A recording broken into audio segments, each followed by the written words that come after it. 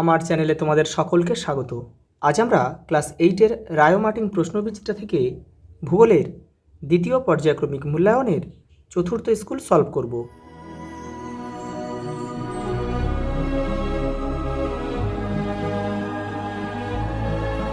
দেখো, সঠিক উত্তরের উপর টিক চিহ্ন দাও। দেখো, প্রথম প্রশ্ন দেখো, পৃথিবীতে মোট বায়ু চাপ বলয় আছে কটি? 7টি।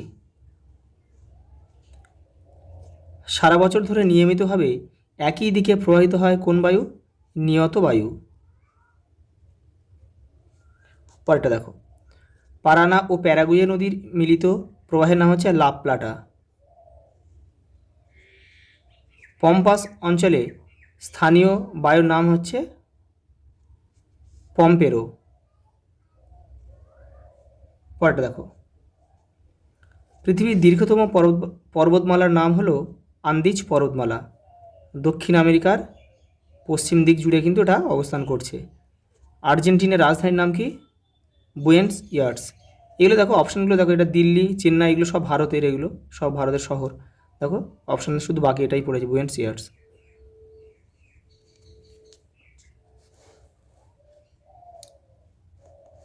দেখো, শূন্যস্থান পূরণ করো। দেখো, বৃষ্টিপাত মূলত কয় প্রকার? বৃষ্টিপাত মূলত 3 প্রকার। 3 প্রকার কি কি একটু বলে দিচ্ছি, তোমরা লিখে নিও। শৈলক্ষেপ, পরিচলন আর ঘূর্ণবাত। সেখানে শৈলক্ষেপ, পরিচলন আর ঘূর্ণবৃষ্টি। আমি এটা শর্টে লিখে দিলাম। পরেটা দেখো, উত্তর আমেরিকা ও দক্ষিণ আমেরিকা মহাদেশের মাঝখানে অবস্থিত সংকীর্ণ ভূখণ্ডটি হলো পানামা যোজক। পানামা যোজক। পরেটা দেখো, কিউমুলোনিম্বাস মেঘের আর একটি নাম হলো বজ্রমেঘ।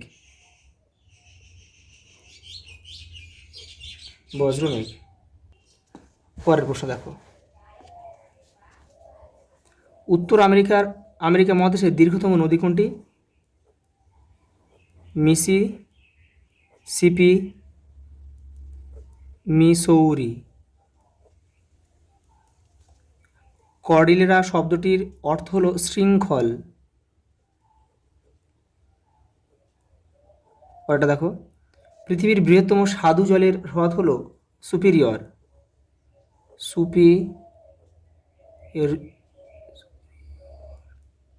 মানে মিষ্টি জলের হ্রদ আর কি। পরেরটা দেখো, নিচের বিবৃতিগুলি সত্য বা মিথ্যা লেখো। দেখো, প্রথম বাক্য দেখো, ডাকোটা রাজ্যে আমেরিকা যুক্তরাষ্ট্রের মধ্যে সবথেকে বেশি গম উৎপন্ন হয়। এটা সত্য। পরেরটা দেখো, উত্তর আমেরিকা মহাদেশের হ্রদের সংখ্যা হলো 5টি। পঞ্চহ্রদ, হ্যাঁ এটা সত্য। পরেরটা দেখো, পৃথিবীর কষাইখানা হলো চিকাগো। এটা সত্য। পরেরটা দেখো, কানাডীয় শিল্ডের অপর নাম হলো লরেন্সীয় শিল্ড। এটা কিন্তু মিথ্যা হবে। দেখো, কোনটা এখানে ভুল আছে বলো তো? এই শিলটা ভুল আছে। কানাডীয় শিল্ডের অপর নাম হচ্ছে লরেন্সীয় মালভূমি হবে। এটা এই শিলটা হচ্ছে মালভূমি হবে। মালভূমি হলে বাক্যটা সঠিক হতো।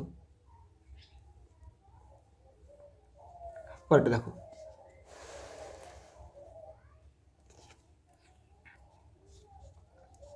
ডেট্রয়েট ডিয়ারি শিল্পের প্রধান কেন্দ্র। এটা কিন্তু মিথ্যা হবে। কারণ কি? আমরা জানি কি ডেট্রয়েট হচ্ছে মোটর গাড়ি, বিখ্যাত এটা হবে মোটর গাড়ি নির্মাণ কেন্দ্র ডেট্রয়েট। এটা কিন্তু ডিয়ারি শিল্প হবে না। পৃথিবীর বৃহত্তম চিরহরিত অরণ্যের নাম হচ্ছে সেলভা অরণ্য। এটা কিন্তু সত্য। গ্র্যান্ড ক্যানিয়ন কলোরাডো নদীর উপর অবস্থিত। এটাও সত্য। আর ক্যানোপি দেখা যায় নিরক্ষীয় বৃষ্টি অরণ্যে। এটা কিন্তু মিথ্যা হবে। এটা নিরক্ষীয় বৃষ্টি হবে না, এটা হচ্ছে ক্রান্তীয় হবে। এই নিরক্ষীয় হবে না, এটা ক্রান্তীয়। ক্রান্তীয় হলে বাক্যটা সঠিক হতো। পরেরটা দেখো, প্রেরি তৃণভূমি কাকে বলে? দেখো এটা দেখো তোমাদের বইয়ে 83 নম্বর পেজে আছে, আবার 85 নম্বর পেজেও তোমার পেয়ে যাবে। যে প্রেরি সমভূমি, দেখো মধ্যভাগের বিস্তীর্ণ এলাকা জুড়ে এই সমভূমি অবস্থিত, মানে আমেরিকার আর কি, উত্তর আমেরিকার। এখানকার সমভূমি মূলত তৃণাঞ্চল, তাই একে প্রেরি তৃণভূমিও বলা হয়। দেখো 85 নম্বর পেজেও কিন্তু রয়েছে। এই যে দেখো, দেখো এই অঞ্চল প্রেরি তৃণভূমি নামে পরিচিত। এটা উপর থেকে লিখতে হবে তোমাদের। পরের প্রশ্ন দেখো, পৃথিবীর রুটির ঝুড়ি কাকে বলে ও কেন বলে? দেখো এই যে পেজ নাম্বার দেখো 87 নম্বর পেজে তোমাদের রয়েছে। দেখো প্রেরি তৃণভূমি অঞ্চলকে দেখো রুটি ঝুড়ি বলে। এখান থেকে তোমাদের লিখতে কেন বলে, এখান থেকে তোমরা এই পর্যন্ত পুরোটা লিখবে। এটা কিন্তু প্রেরি তৃণভূমি অঞ্চল হবে। প্রেরি তৃণভূমি অঞ্চলকে রুটি ঝুড়ি বলে। এবার দেখো পরেরটা দেখো, উত্তর আমেরিকা মহাদেশের নদ নদীগুলির নাম লেখো। দেখো 84 নম্বর পেজে তোমাদের বইয়ে রয়েছে। এই যে এখানে রয়েছে, এখান থেকে লিখবে। দেখো saint Lawrence, Mississippi, Missouri, Colorado, Mackenzie, এই যে কলম্বিয়া। পরেরটা দেখো, যে শিল্ড অঞ্চলের বৈশিষ্ট্য কী? দেখো 91 নম্বর পেজে রয়েছে। এই যে এখানে একটা লিখবে তোমরা, এই যে শিল্ড অঞ্চল শক্ত পাথরের তরাঙ্গায়িত প্রাচীন ভূখণ্ড। এখানে রয়েছে দেখো, দেখো কানাডীয় শিল্ড অঞ্চল পৃথিবীর প্রাচীনতম ভূখণ্ডের মধ্যে একটা। এবার দেখো অঞ্চলটি প্রধানত গ্রানাইট ও নিজ শিলা দ্বারা গঠিত। এগুলো কিন্তু একটা একটা বৈশিষ্ট্য, তাই এই অঞ্চল শক্ত পাথরের মতো। পরের প্রশ্ন দেখো, মৃত্যু উপত্যকা কী? তোমাদের বই দেখো 81 নম্বর পেজে রয়েছে। এই যে এই ছকটা কিন্তু পুরোটাই লিখতে হবে, এখান থেকে এই পর্যন্ত। পরেরটা দেখো, গ্র্যান্ড ক্যানিয়ন কীভাবে সৃষ্টি হয়েছে? দেখো 84 নম্বর পেজে রয়েছে তোমাদের বইয়ের। এই যে গ্র্যান্ড ক্যানিয়ন রয়েছে, এটা এখান থেকে তোমরা পুরোটা লিখবে। পরের প্রশ্ন দেখো, উত্তর আমেরিকা অঞ্চল কেন পশুপালনে বেশ উন্নত? দেখে নাও তোমাদের বইয়ের 90 নম্বর পেজে রয়েছে। এই যে দেখো পশুপালনে উন্নতি ঘটেছে, কারণ দেখো এখানে যে 4টে ছক রয়েছে, এটা লিখবে, এটা, এই 4টে ছকই কিন্তু তোমাদের লিখতে হবে এই পর্যন্ত। পরের প্রশ্ন দেখো, কানাডীয় শিল্ড কি? এই যে এখান থেকে তোমরা লিখবে।